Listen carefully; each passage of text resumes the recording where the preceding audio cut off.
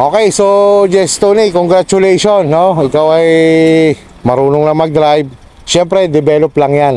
Wala naman driver na pagka nung natuto, sanay agad. Alam mo naman yan, ikaw marami ka nang nararating as a pahinante. So, ito mga kuya, no? Si Jess Tony ay isa siyang helper, pero ngayon ay driver na. Dating helper, ngayon driver na.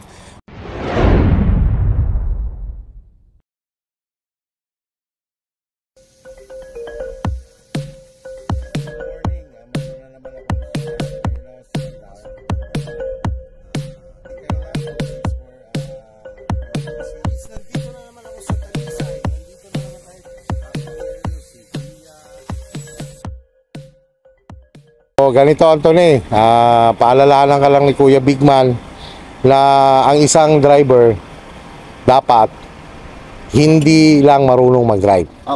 So ang isang driver kasi hindi lang marunong dapat mag-drive. Alam dapat paano gamitin ng tama ang kalsada. Alam dapat paano sundin ang batas, trapiko. Alam mo dapat na may mga batas talaga sa kalsada. So disiplina sa sarili, no? Disiplina sa sarili, and then maging mapagpasensya. Dahil lagi nating isipin na sa bawat biyahe natin, mayroon tayong pamilyang uuwian, no? Ngayon, eto, pagdating naman sa sasakyan, part ito ng isang defensive driver, yung pag-check, no? Bago bumiyahe, bago magpa-start.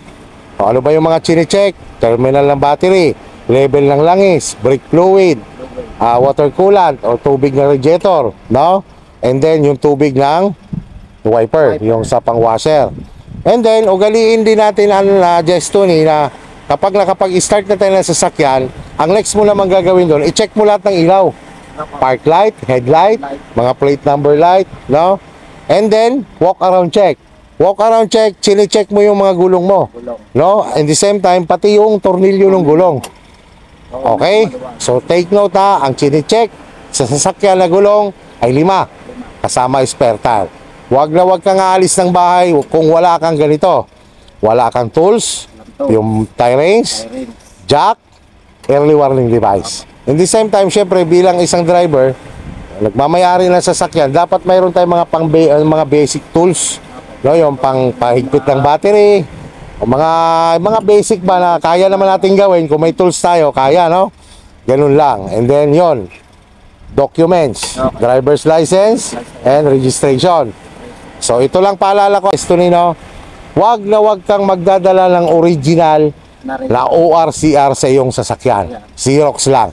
Dahil sabi nga, kapag nagdala ka ng original ORCR, para mo lang pinamigay ang sasakyan mo, no? Kasi pag nakarunap nga naman, ay di ba nila may benta. Okay, so yun lang naman, Jess Tony, no? Sa 2 days mong nag-aral dito sa Tolentinos Driving School, alam naman natin yan, basic yung ating nakuha dito. So sino ba magde-develop niyan? Ikaw, with your experience, no? Basta yung mga natutunan mo, yung reminders ni Kuya Bigman mo sa'yo, i-apply mo lang yan. Kasi yan naman, kaya ako nasasabi sa'yo yan dahil nga si Kuya mo ay matagal ng driver. Malawak lang karanasan sa kalsada. So para lang wag tayo magaya doon sa mga ibang nakikita natin na nai-involve sa aksidente. Accident, hindi natin maiiwasan yan dahil hindi naman natin alam kung kailan darating yan. Pero iba ang nag-iingat. Sabi nga ni Sir Mario Montalban, iba ang may alam, lamang ang may alam, no? Ganun lang. So kino-congrats kita ulit at natapos mo yung 8 hours na PDC mo. Ang mariremind ko lang sa'yo, lagi nating isipin na ang pamilya natin ay nag-aantay sa atin lagi, no? So kapag lumayo, huwag maghanap ng ibang pamilya. Bumalik pa rin sa pamilya, ha? Kasi sabi nga basta driver, sweet lover. So alisin natin sa mindset natin yun. Okay, so ganun lang. Thank you very much, Tony. Thank you sa tiwala mo sa Tolentinos Driving School. Tiwala mo kay Kuya Bigman, sa instructor mo kahapon kay Sir Ricky.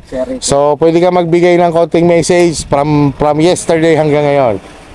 Ay sir po kay Sir Ricky, maraming salamat po sa pagturo sa akin kahapon, saka kay Sir Bigman yan po. Maraming salamat po.